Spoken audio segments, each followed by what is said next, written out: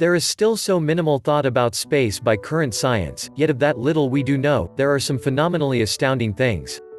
This is a rundown of the main 10 cool realities about space. Number 10, lightweight. Actuality, if you put Saturn in water it would drift. The thickness of Saturn is low to such an extent that if you somehow happened to place it in a mammoth glass of water it would coast.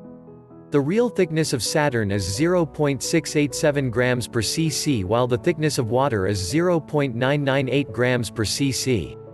At the equator Saturn has a sweep of 60,268 plus or minus 4 kilometers, which implies you would require an incredibly enormous glass of water to test this out. Number 9, constantly moving. Actuality, we are traveling through space at the pace of 530 km per second. Our galaxy, the Milky Way, is turning at a pace of 225 km for every second. Moreover, the cosmic system is going through space at the pace of 305 km for every second. This implies we are going at an all-out speed of 530 km, 330 miles, every second. That implies that in brief you are around 19,000 km from where you were. Researchers don't all concur on the speed with which the Milky Way is voyaging. Gauges extend from 130 to 1,000 km per second. It ought to be said that Einstein's hypothesis of relativity, the speed of any particle through space, isn't important. Number 8, farewell old friend. Truth, the moon is floating away from Earth consistently. The moon moves about 3.8 centimeters further away from the Earth.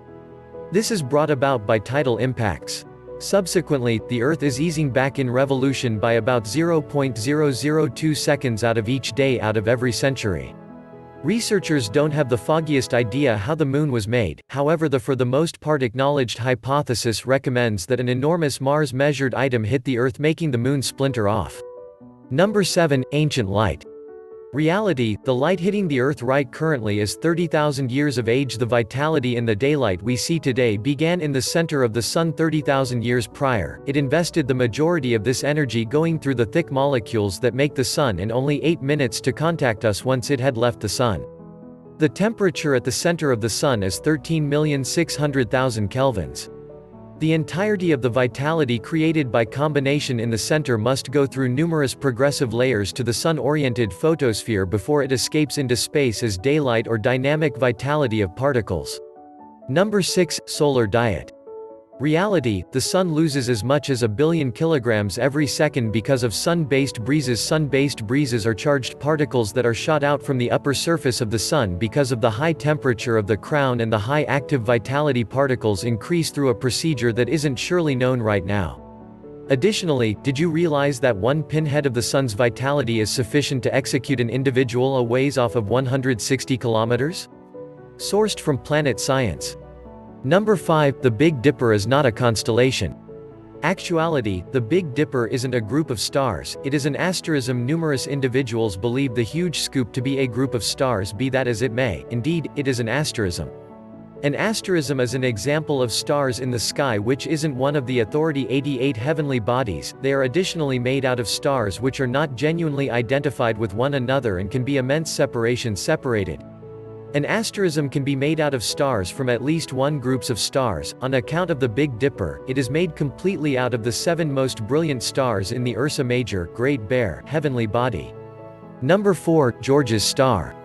Certainty, Uranus was initially called George's star at the point when Sir William Herschel found Uranus in 1781. He was given the respect of naming it. He decided to name it Georgium Sidus, George's star, after his new supporter, King George III, Mad King George.